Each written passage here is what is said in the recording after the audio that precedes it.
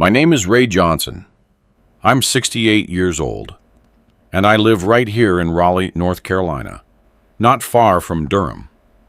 I'm a retired master sergeant with the State Highway Patrol, but I still work part-time in the station's administration, from 2 in the afternoon until 6 in the evening. Man, oh man.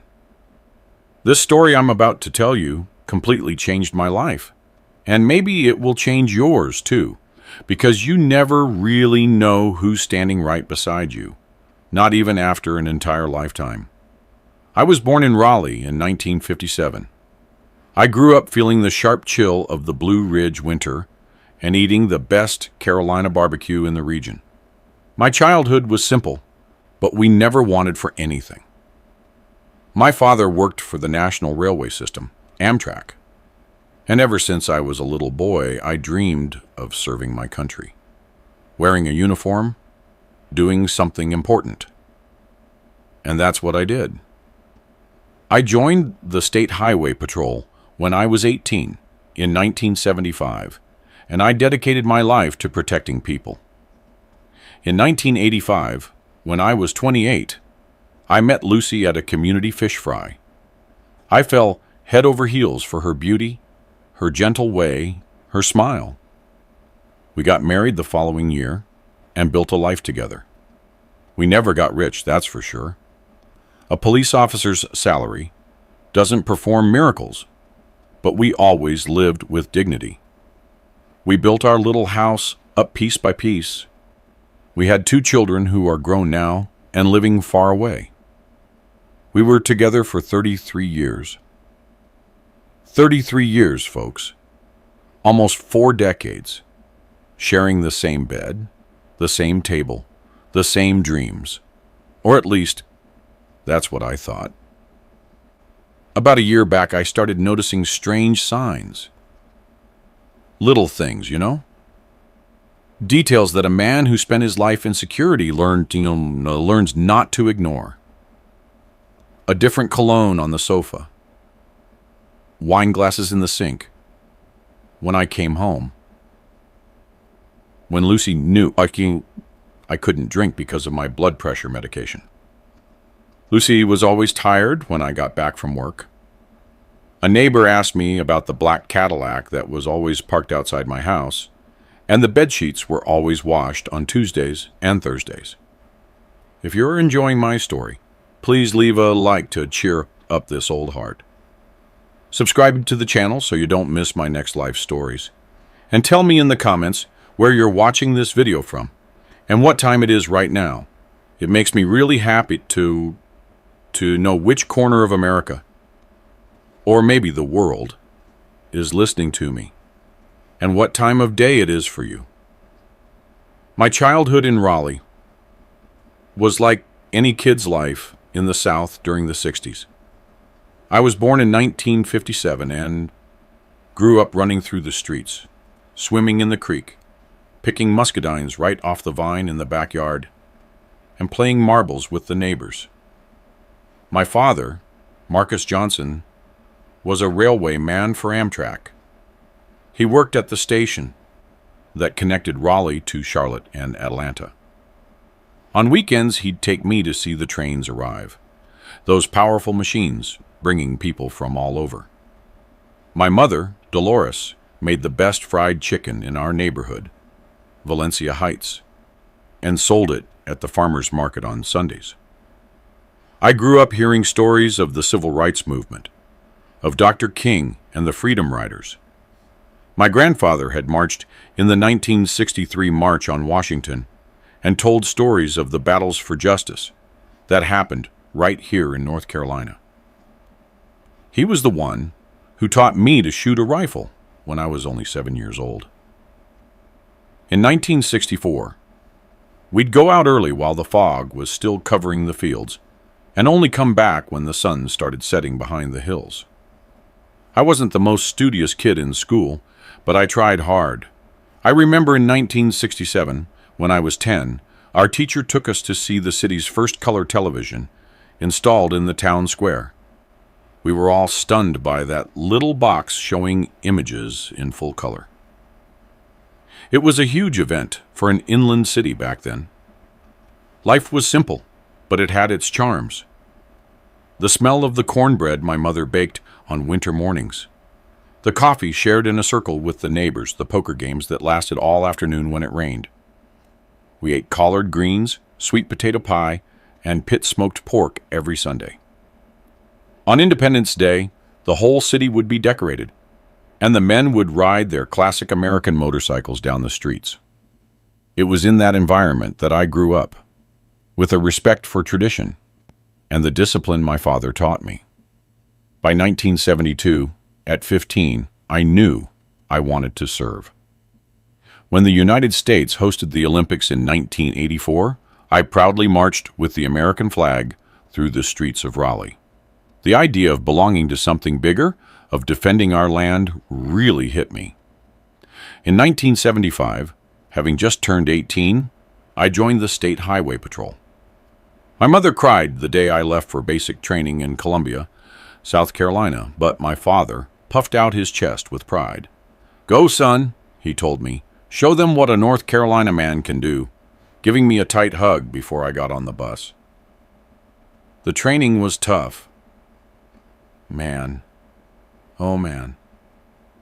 Waking up at 5 in the morning, running miles, carrying heavy gear, learning to shoot, self-defense techniques, legal code. In the first few months, I was so tired when I went to sleep, I didn't even dream, but I gradually adapted. In 1976, I returned to Raleigh as a sworn officer and was assigned to the 4th Mounted Regiment. I rode patrol on horseback through the local farms and ranches, fighting against cattle rustling, which was common in the area. My father passed away in 1979. I was 22 years old. A heart attack took him while he was working at the station. It was a hard blow. My mother moved to live alone, and I, being an only child, split my time between the station and caring for her. They were difficult years, but the work in the patrol gave me purpose. I was promoted to corporal in 1980 at 23 and started to stand out in rural operations. The 80s brought changes for the U.S. and for me. Our work in security was also transforming. In 1983, at 26, I was promoted to sergeant after busting a major smuggling operation on the border with Mexico. I received a Medal of Honor, and my name was featured in the local paper, the Raleigh News and Observer.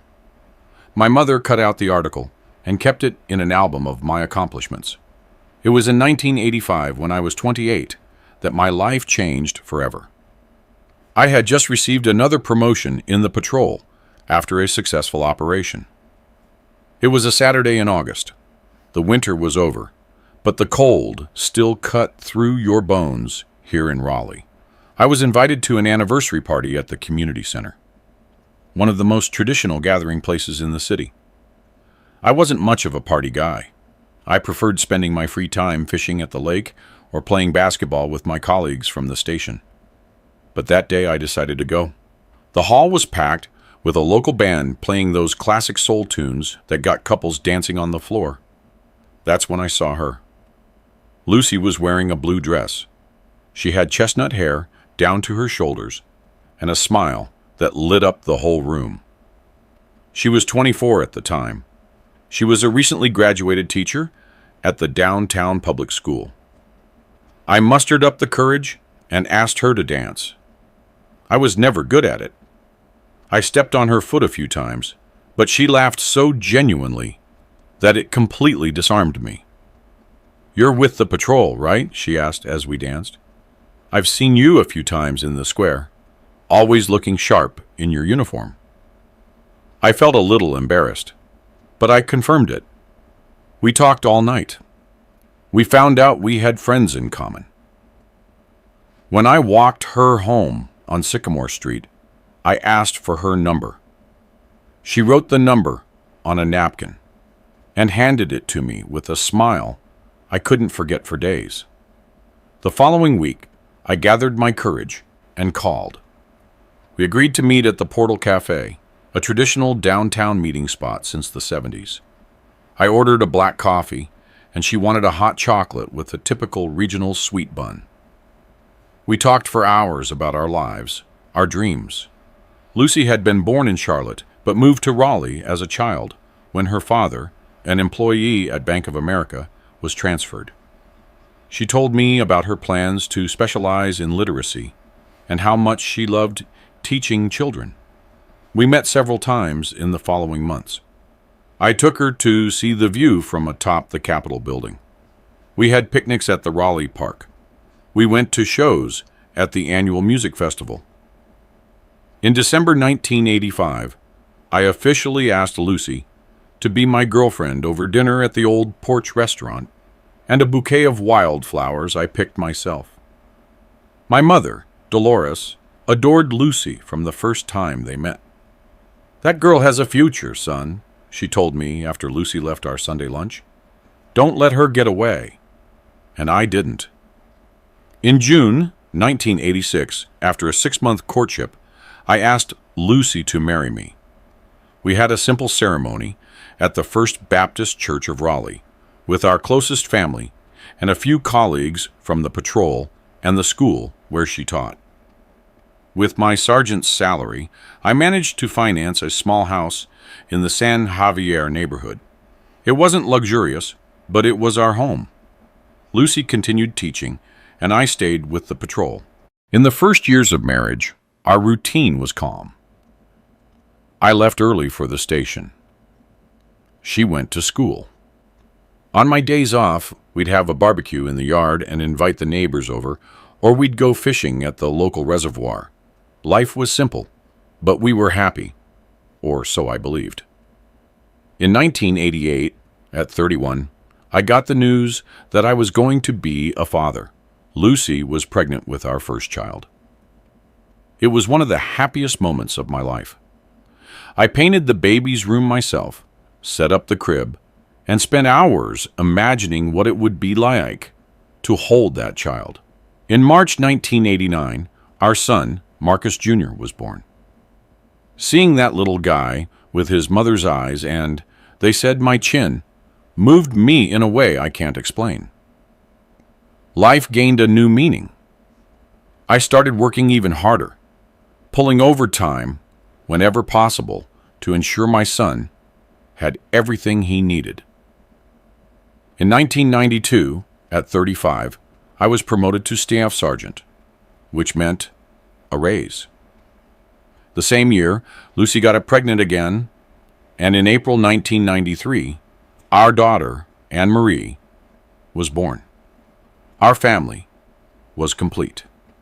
The 90s were years of hard work and dedication.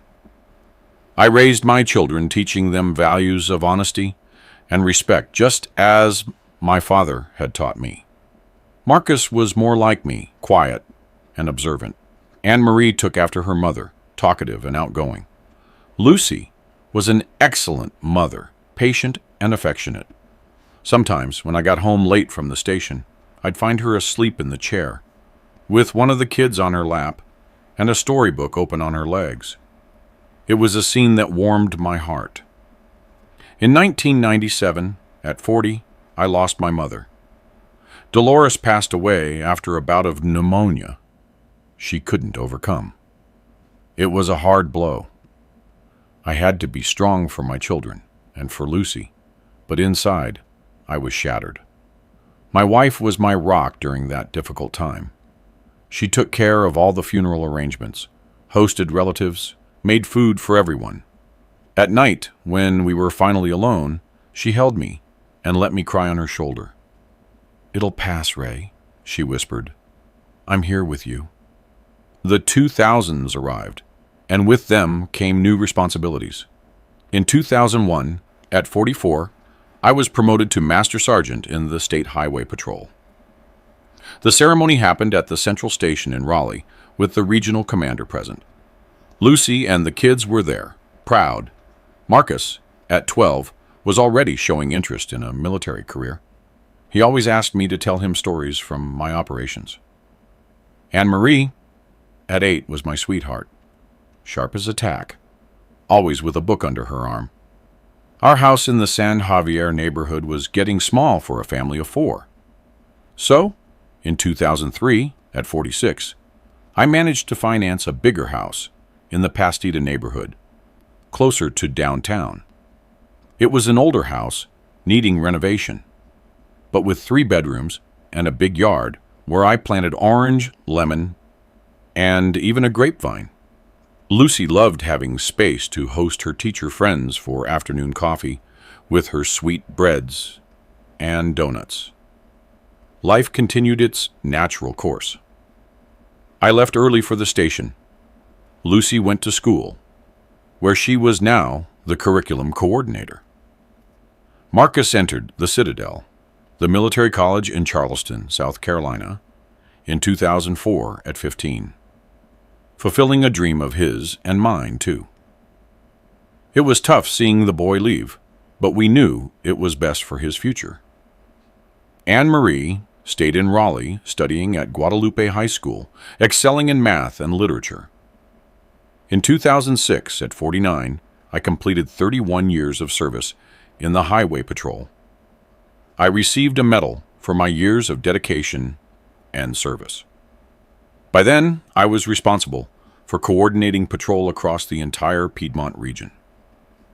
It was a high responsibility job, dealing with personnel, shifts, incidents, and reports. I often arrived home exhausted but satisfied doing what I loved. Lucy was always my safe harbor. After a tough day, she'd make chicken and dumplings, my favorite dish, and sit with me on the porch to have a coffee while I vented about the day's problems.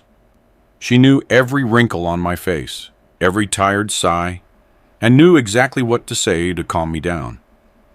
At least, that's how I saw our relationship. In 2007, Marcus graduated from the Citadel and passed the exam for officer training school. Seeing my son follow a military career filled me with pride. I couldn't hold back the tears on his graduation day. Lucy squeezed my hand and smiled, but I noticed something different in her eyes, something I couldn't figure out at the time. Anne-Marie graduated from high school in 2010 at 17 as the valedictorian of her class. Unlike her brother, she wanted to be a doctor. She took the entrance exam for UNC Chapel Hill in Chapel Hill, North Carolina, and was accepted number 1 into the medical program. I remember the day we took her to the bus terminal. Lucy cried the entire way home. "It's normal," I said, trying to console her. "Kids grow up and start their lives." She just nodded, staring out the car window. Our house felt silent without the children. At 53, in 2010, I started thinking about retirement. I had accrued enough service time and could retire as a sub-officer if I stayed a few more years. Lucy also talked about retiring from school. She said she was tired of the routine, the endless meetings, the difficult parents. In 2012, at 55, I was promoted to lieutenant, the last rank before the full commissioned officer ranks. It was recognition for a career dedicated to public safety. We had a barbecue at home to celebrate with grilled meat, potato salad, and the ice-cold beer we only drank on special occasions. Marcus came from Charleston with his girlfriend. Anne-Marie got a pass from the university. It was one of the last times we were all together as a family. I remember that at that party, a friend from the gun club, Arthur Sterling, showed up to congratulate me. He was a successful local businessman, owner of a chain of construction supply stores. He arrived in a gleaming black Cadillac, bringing an imported scotch as a gift. Lucy greeted him very warmly, perhaps too warmly. I didn't think much of it at the time. I thought it was just her being polite. In 2015, at 58, after 40 years of service, I retired from the State Highway Patrol as a lieutenant. The retirement ceremony was moving, with a speech from the commander and a 21-gun salute. Lucy was by my side, elegant, in a red dress. Our children couldn't attend. Marcus was on a mission on the northern border, and Anne-Marie was in the middle of a major residency rotation at the hospital. The first few months of retirement were strange. After decades of waking up at 5 in the morning, putting on my uniform, and heading to the station, I suddenly found myself without a routine. I started taking better care of the vegetable garden in the backyard, fishing more often, meeting old friends at the Portal Cafe to chat. Lucy continued working at the school. She would retire the following year. In 2016, at 59, I received an invitation to work part-time in the administrative section of the station. It was a quiet job, from 2 to 6 in the afternoon, organizing documents, helping with the training of new recruits, and sharing my experience. I accepted immediately. I felt useful again, even though I no longer wore the uniform. Lucy retired at the end of 2016 at 55. I thought we would finally have more time together, that we would take that trip to the coast we always postponed, that we would visit our children more often. But life had its own plans, different from ours. In 2017, I noticed Lucy was different, more distant, always on her cell phone, going out frequently to meet her friends. She started dressing up more, bought new clothes, changed her haircut. It's just a phase, I thought. After all that time dedicated to the school, she deserves to take care of herself. But there was something in her eyes, a different sparkle when she received certain messages that should have alerted me. It was mid-2018, I was 61, when I started noticing the first truly strange signs. Lucy was more absent, even when she was home. She spent hours on her cell phone, always smiling at the screen, and when I got close, she'd quickly lock the device. "It's just a group chat with my old school colleagues," she'd say, but something in the tone of her voice didn't convince me. At that time, my routine was simple.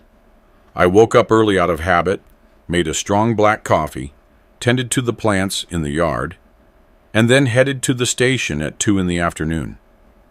I'd return at 6, have dinner with Lucy, we'd watch the news, and go to bed. On weekends, we sometimes went to the community center. Other times, we had old friends over. One day, in September 2018, I arrived home early from the station. I had a backache that made it impossible to concentrate on work. When I walked in, I caught a strong scent of men's cologne on the living room sofa. It certainly wasn't mine. It was an expensive, imported scent. Lucy appeared from the kitchen, visibly surprised to see me. "Ray, what happened? Why are you home so early?" she asked, nervously adjusting her hair. "Backache," I replied, looking around. We had a visitor. "Oh, yes.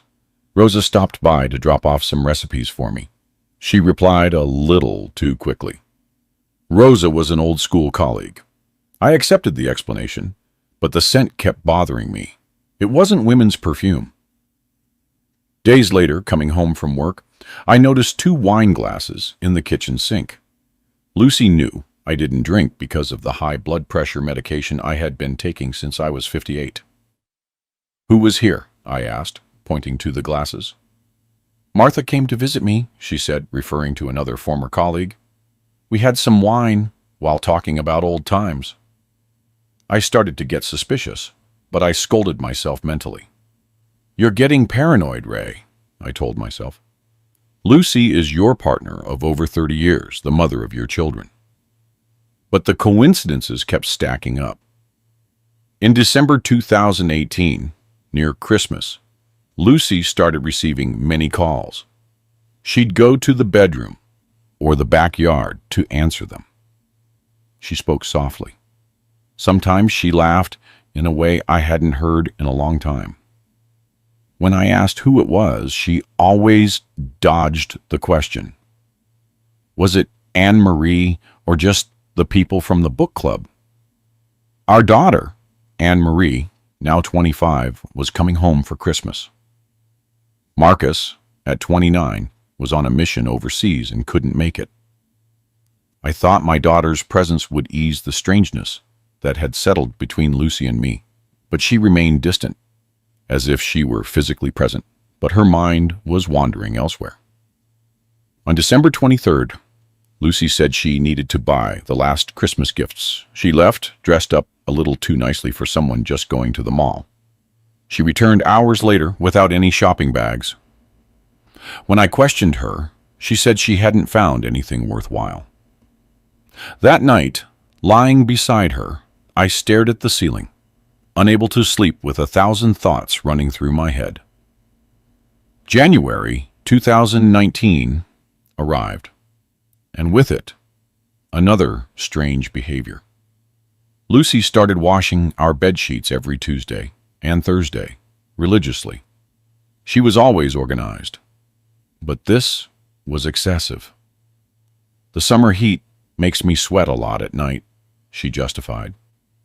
But even on cooler days, the routine of changing the sheets continued. In February 2019, I went to buy bread at old Mr. Paul's bakery, as I did every morning. Mrs. Mercedes, the nosy neighbor on the corner, stopped me on the boardwalk.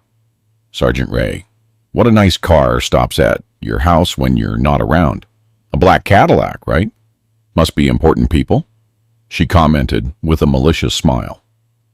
I felt a chill in my stomach. Black Cadillac.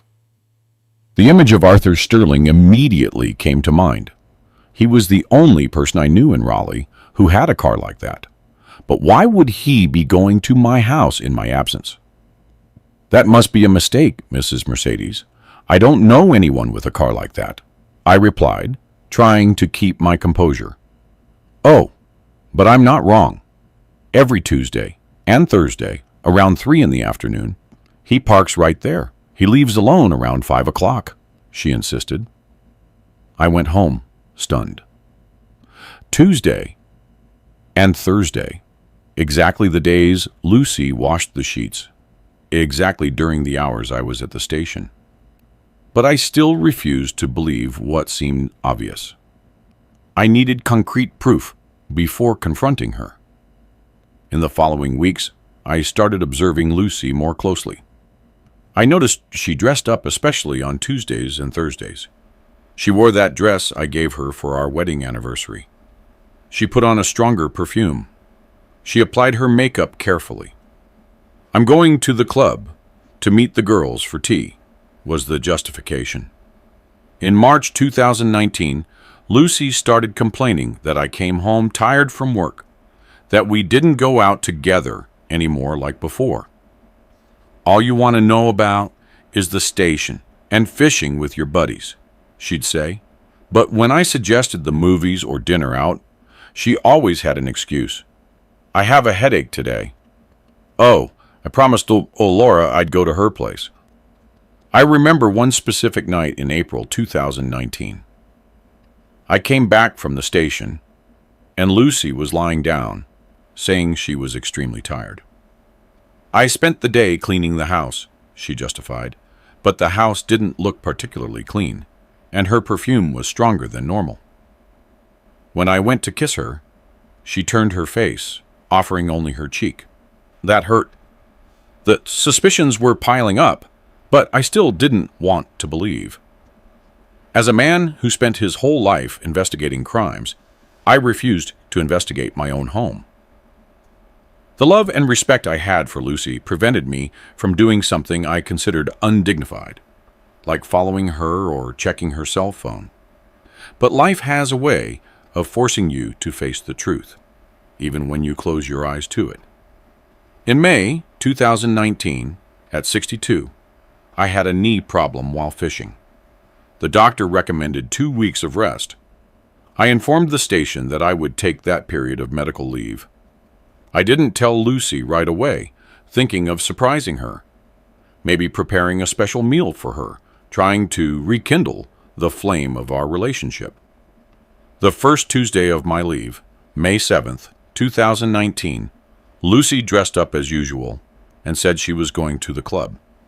As soon as she left, I stayed at the window and saw something that froze me. A black Cadillac pulled up on the corner.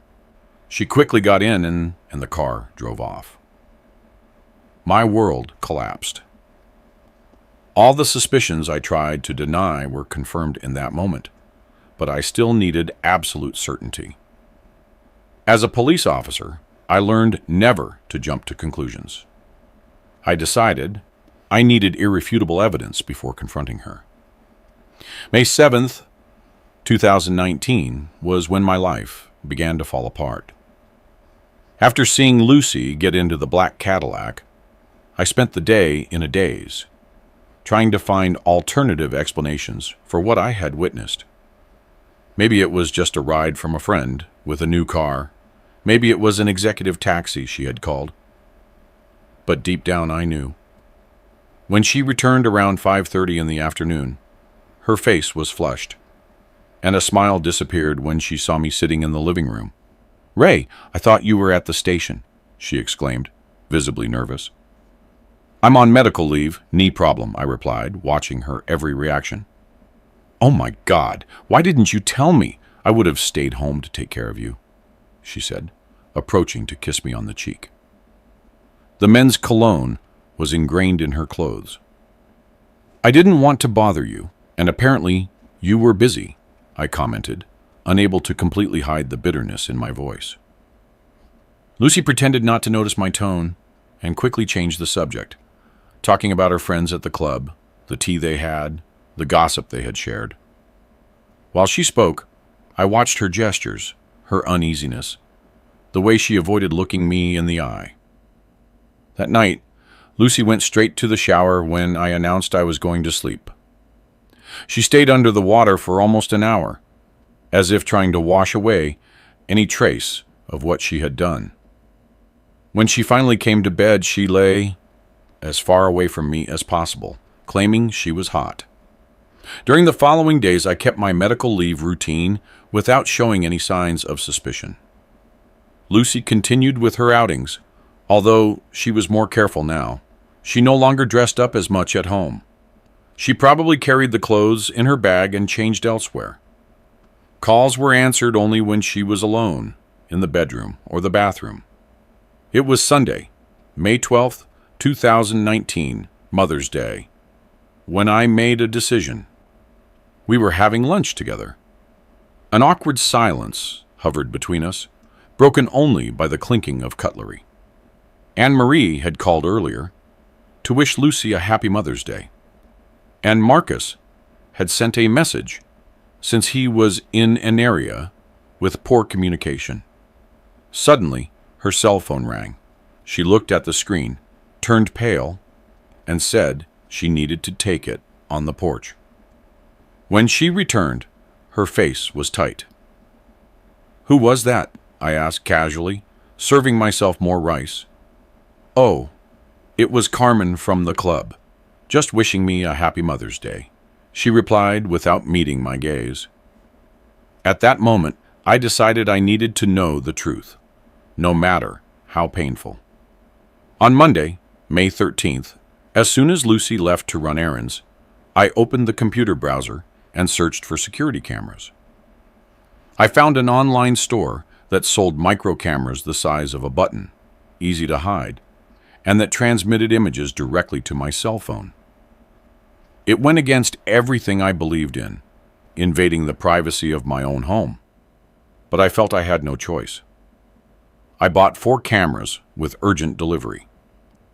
They arrived on Wednesday, May 15th, when Lucy had gone to the hair salon.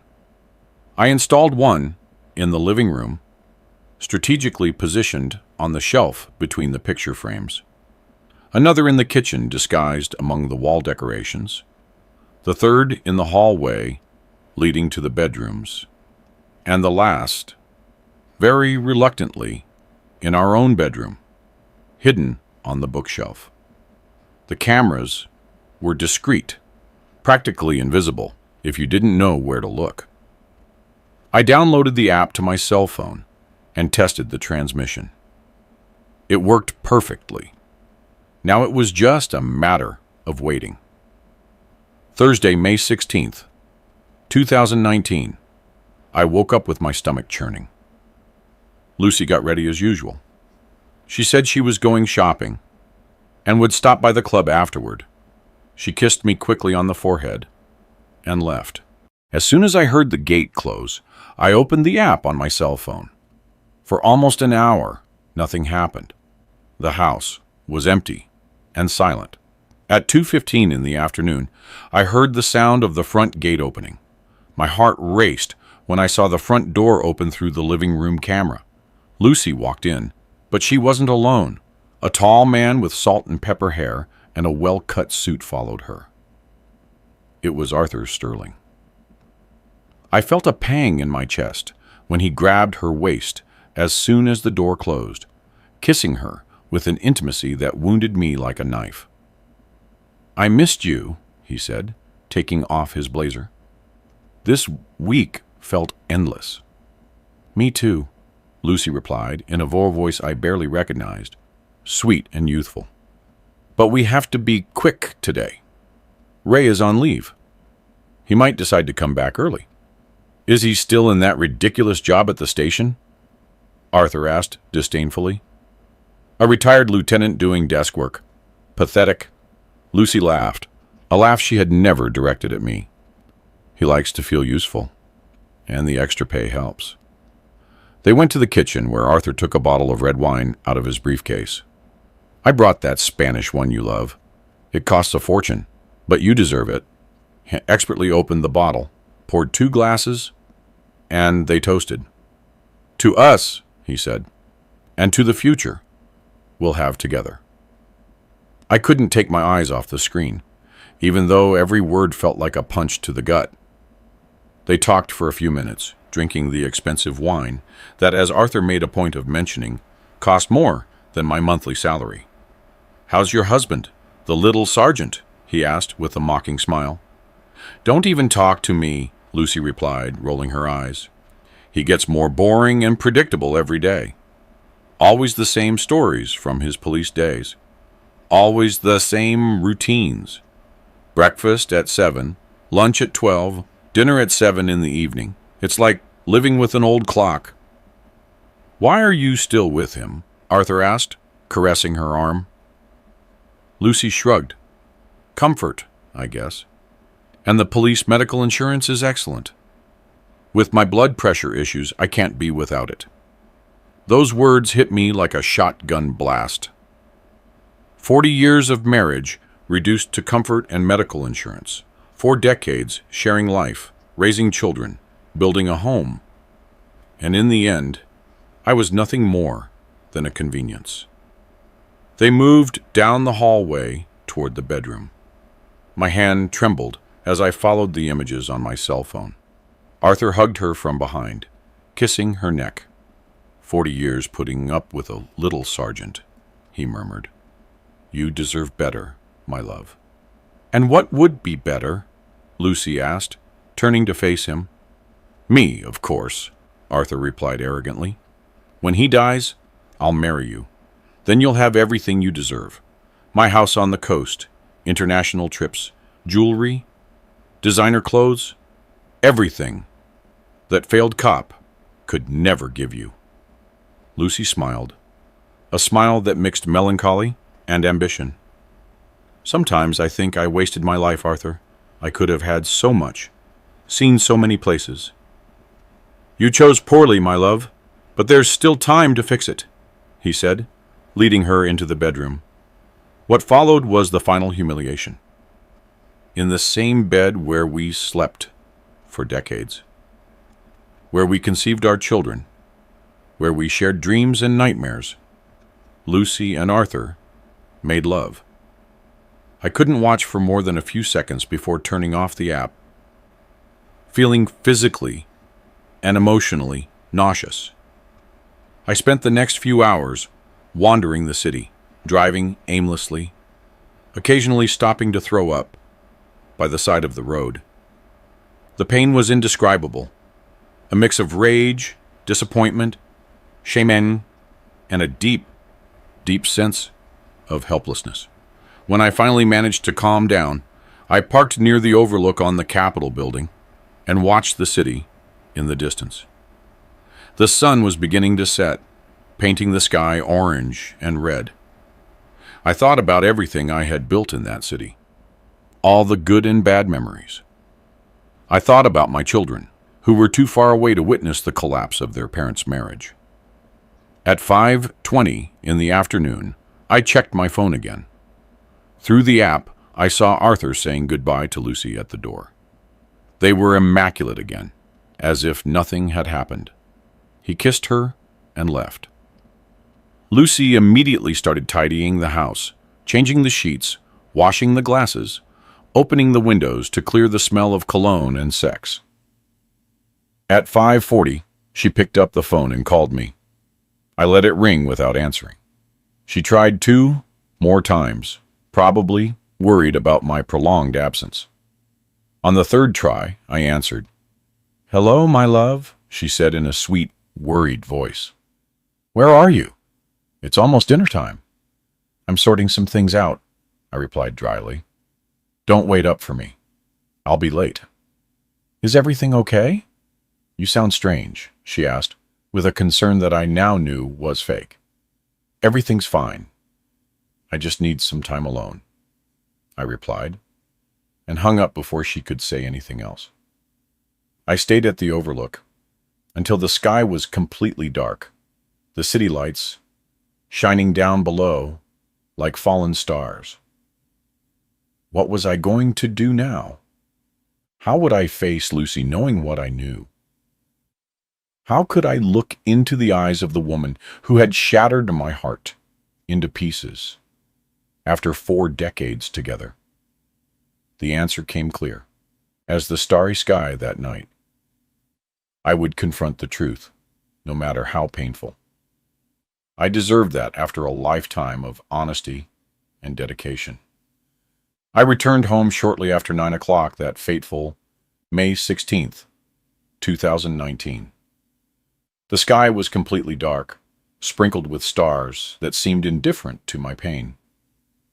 I parked the car in the garage and stayed there for a few minutes, trying to gather the strength to go inside.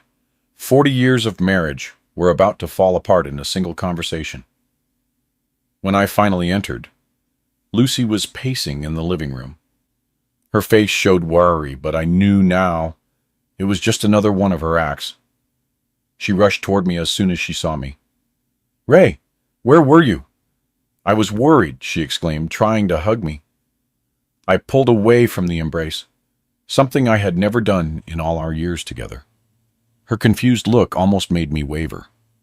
Almost. "We need to talk," I said, my voice sounding strangely calm, even to myself. "Of course, my love." "What's wrong?" she asked, indicating the sofa. The same sofa where Arthur Sterling had placed his expensive blazer hours earlier. "No, not here," I replied. "Let's go to the kitchen." In the kitchen, I sat at the table and placed my cell phone face down in front of me. Lucy sat on the other side, visibly uneasy. The silence stretched for a few painful seconds before I could speak. "Lucy, how long has it been?" I finally asked, looking her directly in the eye. "How long has what been, Ray?"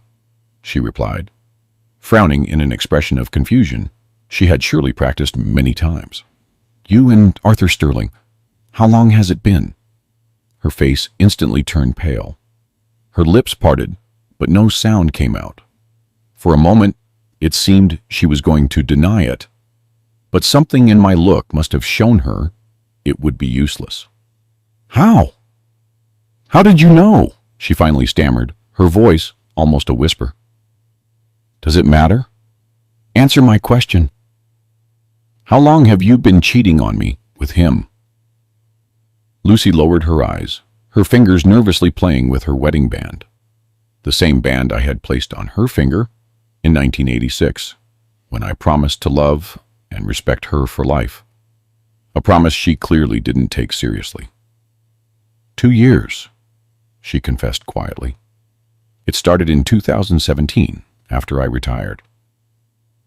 2 years and 730 days of lies, betrayal, deceit. While I worked, took care of the house, and the thought about our future together, she was in the arms of another man. Why? I asked, the word coming out as if ripped from my throat. Lucy finally looked up, and I saw something in her eyes that I had never noticed before. A mix of resentment and regret, not for what she did, but for being caught. Do you really want to know, Ray? She asked, her voice gaining a bitter tone. Do you really want me to tell you? I want the truth. After 40 years, it's the least I deserve. She took a deep breath, as if preparing to finally remove a mask she had worn for a long time. Because I felt invisible, Ray. Because for years, all you ever talk about is the patrol, your achievements, your stories, that I've heard 1,000 times. Because you never ask what I want, what I feel, what I dream. I was stunned by those words. What did she mean? I never asked what she wanted. Our entire marriage had been built around the family's needs, including hers.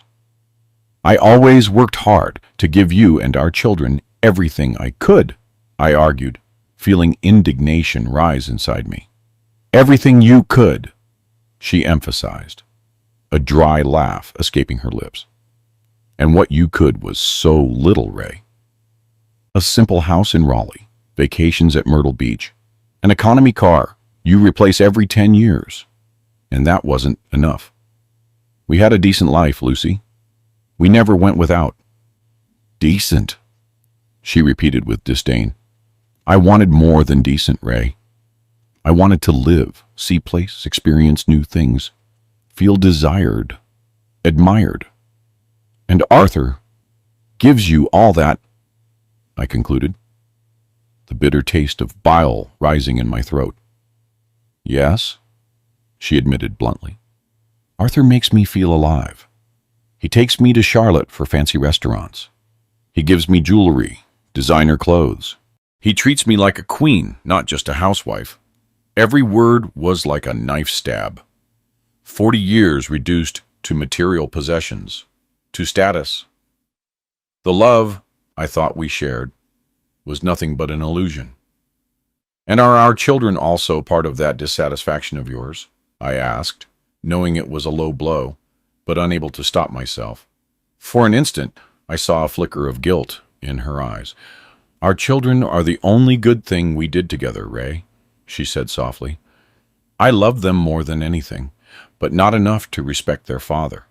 Lucy didn't respond. The silence weighed between us like a physical, almost suffocating presence. Then I picked up my cell phone and slid it across the table. What is this? She asked, confused. See for yourself, I replied, opening the camera app and showing her the recordings from that day. Her eyes widened in shock when she saw the images of herself with Arthur in our house.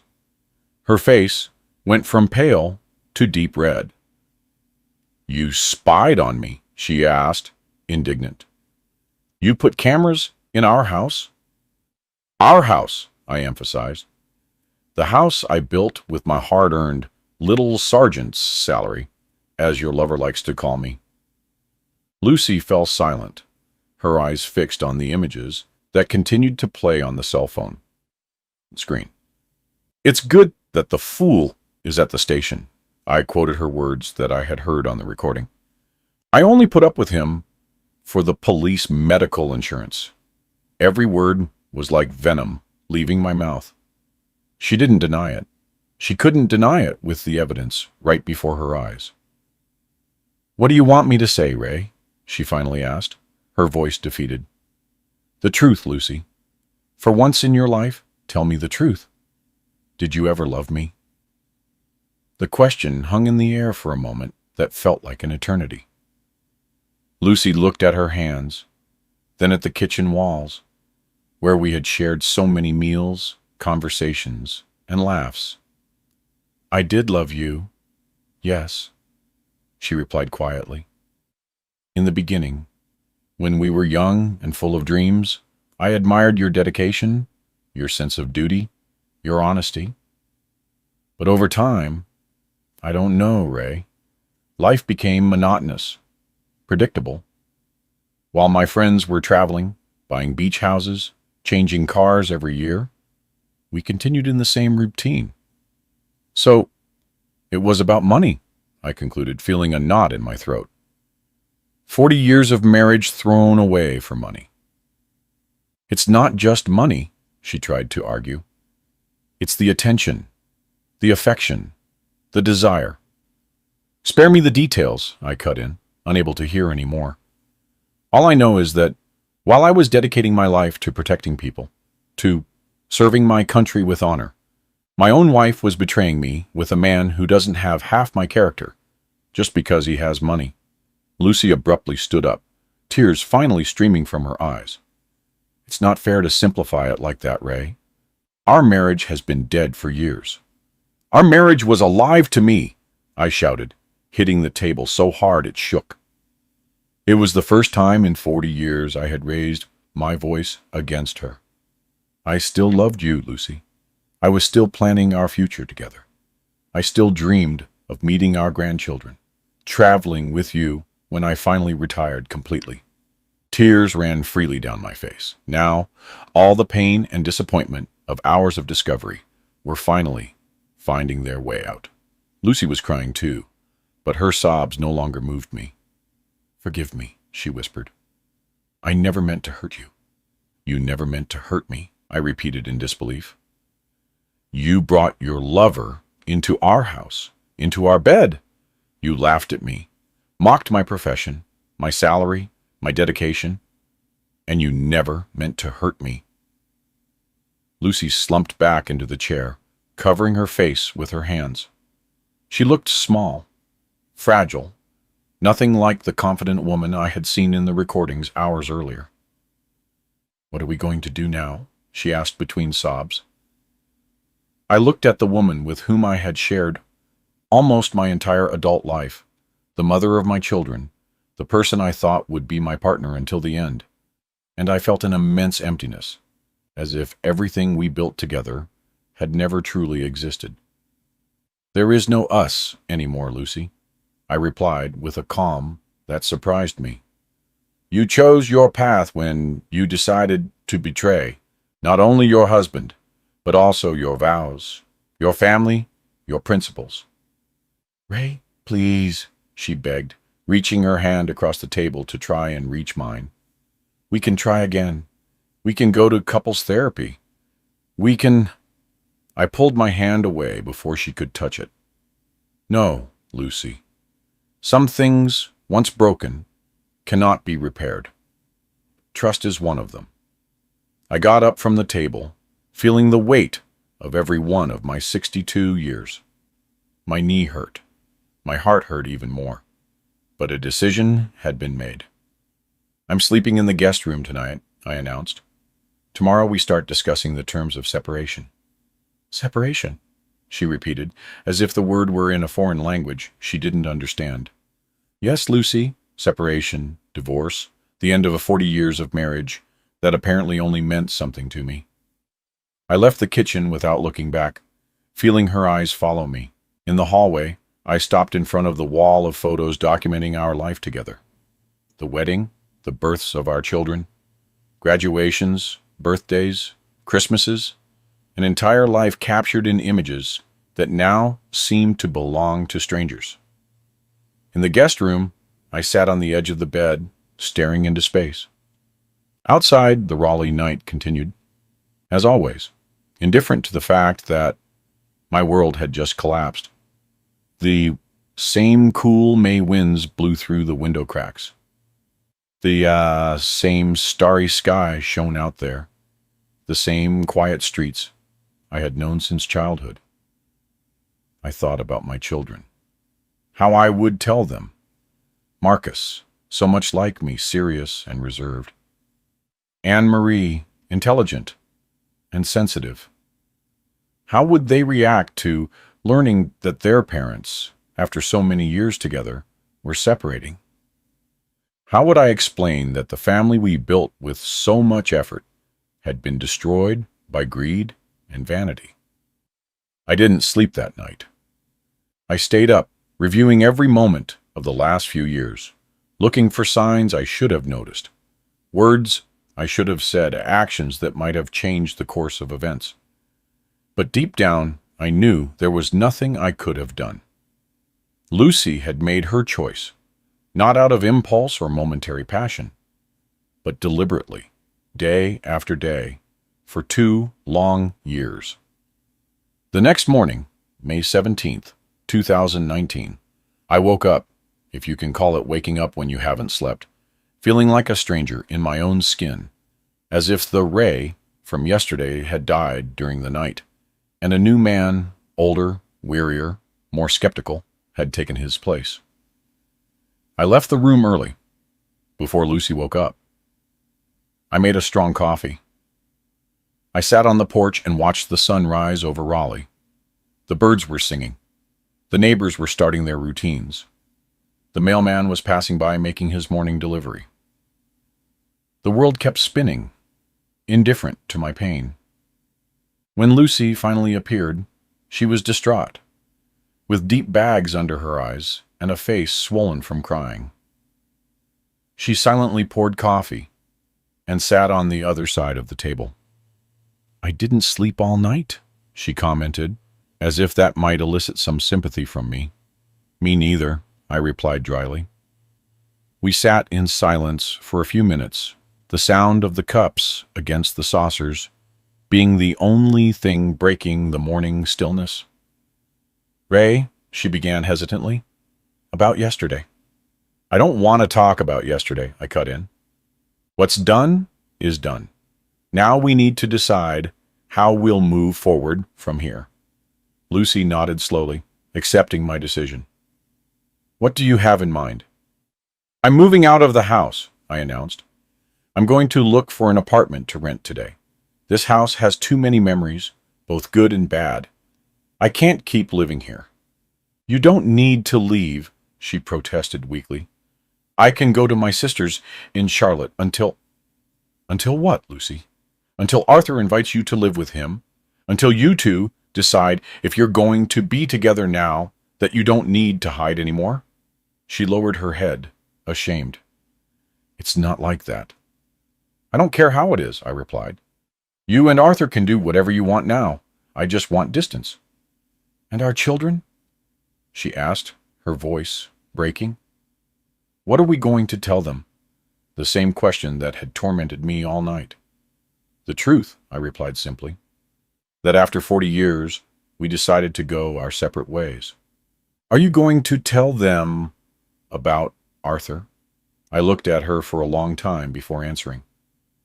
"I'm not the one who should tell them that, Lucy. It's your choice. But they are adults. They'll figure it out sooner or later." Lucy started crying again. Silent sobs that shook her shoulders. For a moment, I felt the impulse to console her, as I had done so many times throughout our marriage. But that impulse was soon replaced by the memory of the images I had seen, of the cruel words I had heard. "I'm going to call a real estate agent," I said, getting up. "And a lawyer, too. The sooner we settle this, the better." "Do you really not want to try again?" she asked in one last, desperate plea for everything we lived through together. I stopped at the porch door and looked at her. The morning sun illuminated her face, highlighting every line that time had drawn. She was still a beautiful woman, even at 58. A woman I loved deeply, for whom I would have given my life without hesitation. "You were the one who gave up first, Lucy," I replied with sadness. "When you brought another man into our house, into our bed, when you laughed at me behind my back, When you decided that 40 years of life together were worth less than some expensive gifts and fancy dinners. I walked out the door without waiting for her reply. There was nothing more to say. The marriage, which began in 1986, full of dreams and promises, had ended on a cool May morning in 2019, leaving only the bitter taste of betrayal and the certainty that nothing I believed was real. That same afternoon, I rented a small apartment downtown, near the station. I didn't need much space. It was just me now. I only took the essentials: some clothes, documents, photos of the children. I left behind the furniture, the appliances, everything we had bought together over the years. Material objects that, as I discovered in the most painful way, meant nothing without the love and trust that should accompany them. When I left the house with the few bags I had packed, Lucy was at the door, her eyes red and swollen from crying. "Forgive me, Ray," she pleaded one last time. I never wanted it to end like this. I looked at her for the last time as her husband. "You chose to be poor, Ray," she had told Arthur, according to the recordings. The irony was palpable. "Now you chose to be poor, Lucy," I replied, deliberately using the formal address instead of the familiar one I always used with her. Poor in character, poor in principle, poor in loyalty. I may not have money, but I have something that neither you nor Arthur will ever have: dignity. With those words, I got into the car and drove away, leaving behind not only the house where I had lived for so many years, but also the life I thought I had, the dreams I nurtured, and the trust I placed in someone who didn't deserve it.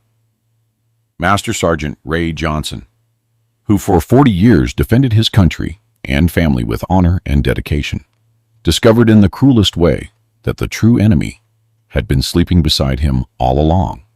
6 years have passed since that May of 2019. Today, at 68, I look out the window of my small downtown Raleigh apartment and see the city I've known all my life through different eyes. I still work part-time at the station, though I could have stopped long ago. The job keeps me sane, gives me purpose, and fills the hours that would otherwise be consumed by painful memories. The divorce was finalized in October 2019. After 5 months of tense negotiations and endless paperwork, Lucy kept the house and half of our savings. I didn't fight for more. Money was never important to me, and that house held memories I preferred to forget. News of our separation spread quickly through Raleigh. In a small city like ours, secrets don't have long legs. Telling our children was the hardest part. In June 2019, a month after the separation, Marcus took a leave and came to Raleigh. He was 30 at the time. He was already a captain in the Army, with the same disciplined posture he inherited from me. I told him about the separation without going into detail about the betrayal, but Marcus was always perceptive.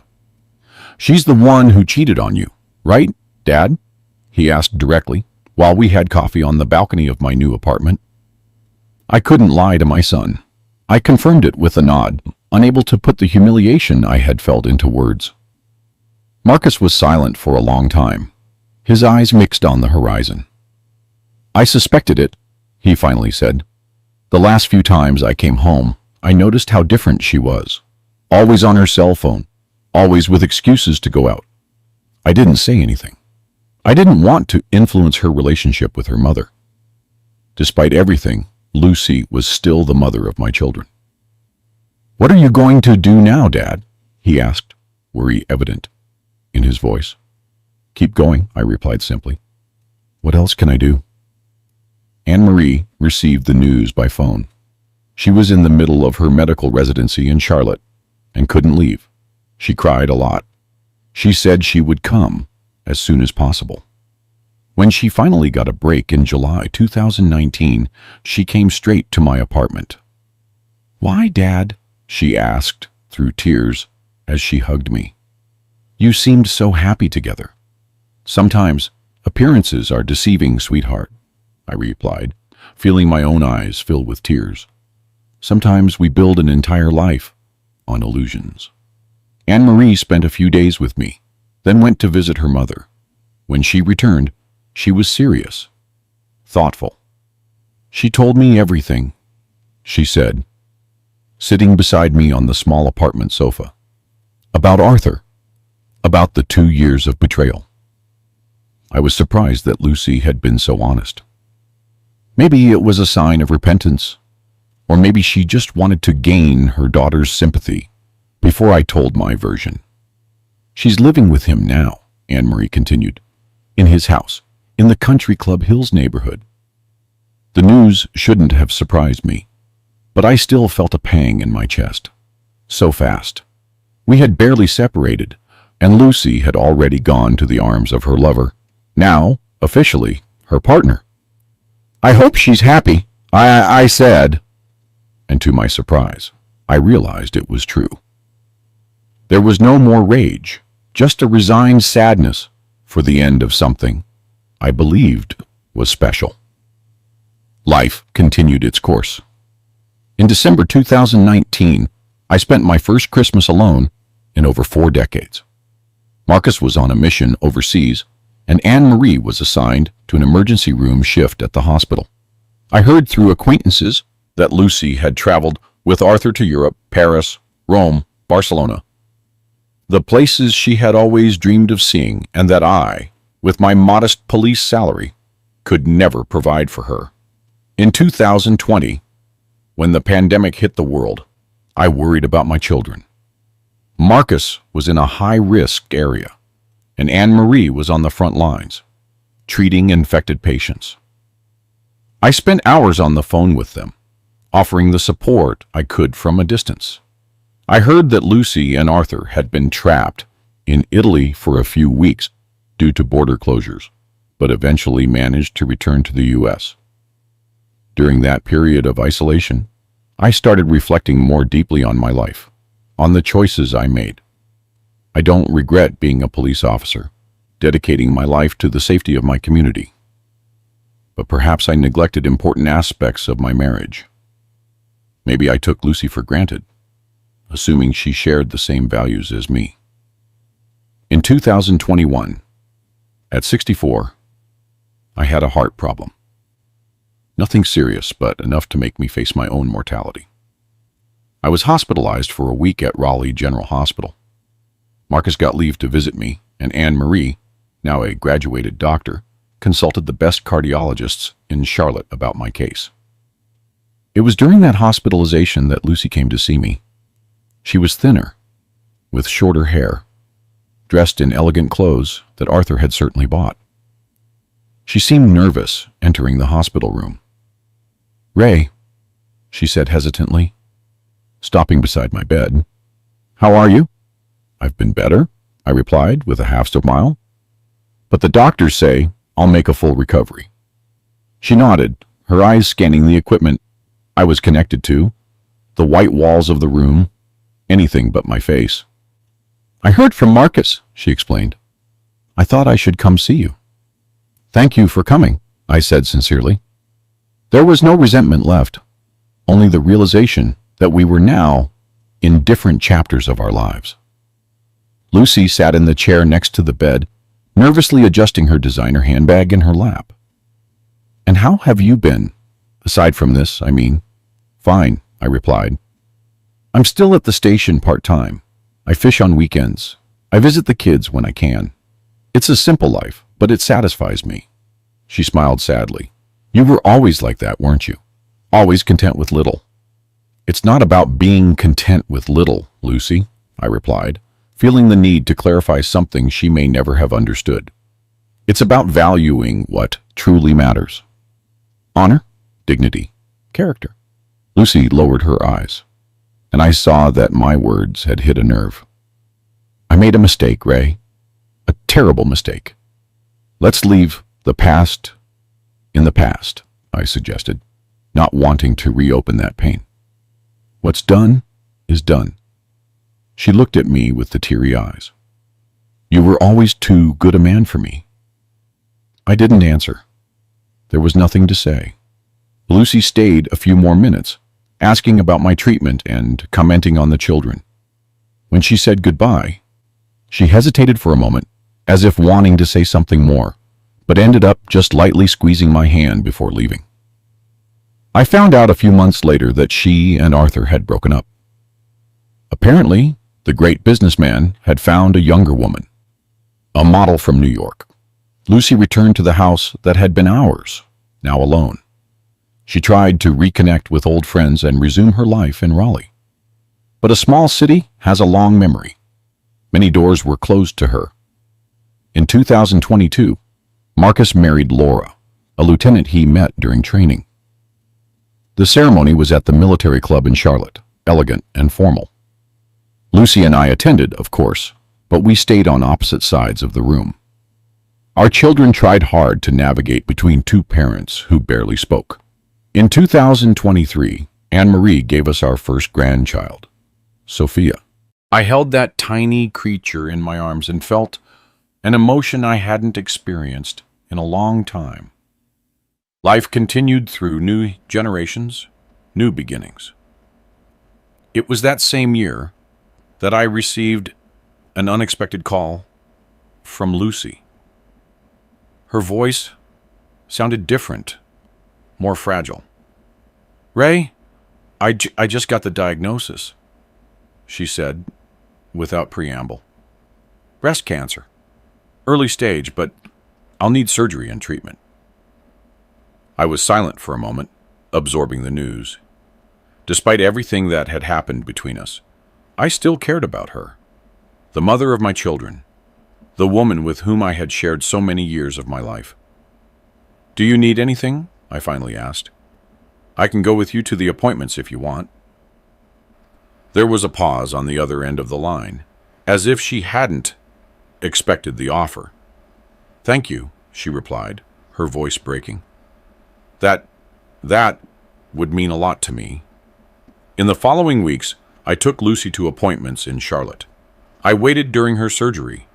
I helped with the medical insurance paperwork. Ironically, the same police medical insurance she had mentioned as one of the reasons for staying married to me. It wasn't out of revenge or to rub it in, but because it was the right thing to do. Because despite everything, 40 years of history aren't completely erased. Marcus and Anne-Marie were surprised by my decision to help Lucy, but they supported me. "You're a better man than I would be, Dad," Marcus commented when he came to Raleigh during his mother's recovery. Lucy recovered well from the surgery and treatment.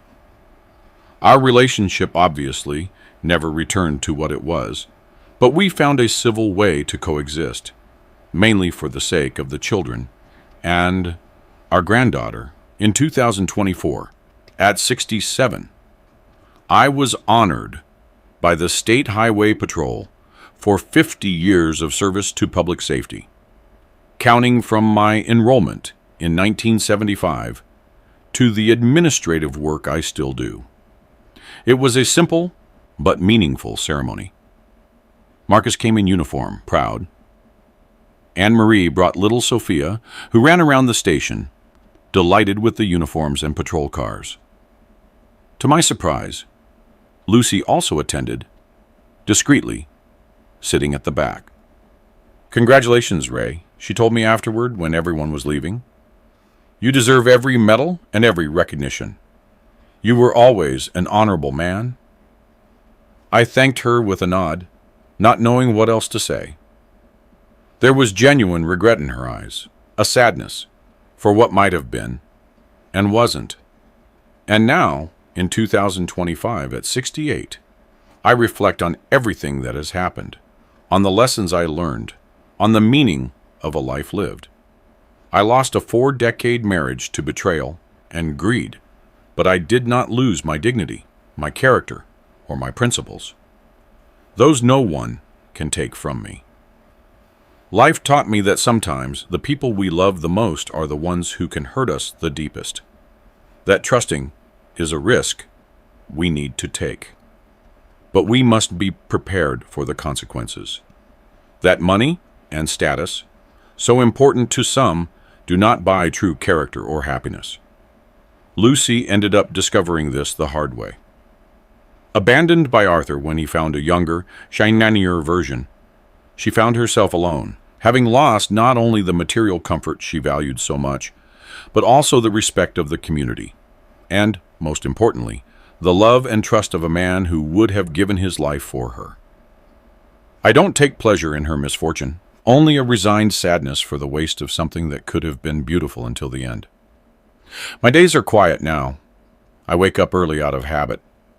I drink my coffee on the small apartment balcony. I go to the station at 2 in the afternoon and return at 6. On weekends, I fish at the lake with old friends. I visit my granddaughter when Anne-Marie comes to Raleigh. I talk to Marcus by video call. It's a simple life, but it's an honorable one. A life that, despite the scars, makes me proud. If this story warmed your heart a little, like it warmed mine, leave a like to brighten this 68-year-old's day. Subscribe to the channel now, dear friend, so you don't miss the next stories I'll tell with all my heart. And tell me something in the comments. Where are you watching this video from? And what time is it for you right now? Have you ever faced a betrayal like this in your life? How did you overcome it? This old man is very happy to know who is on the other side listening to me, and at what moment of your day you took a little time to listen to me. A big hug, the size of my heart.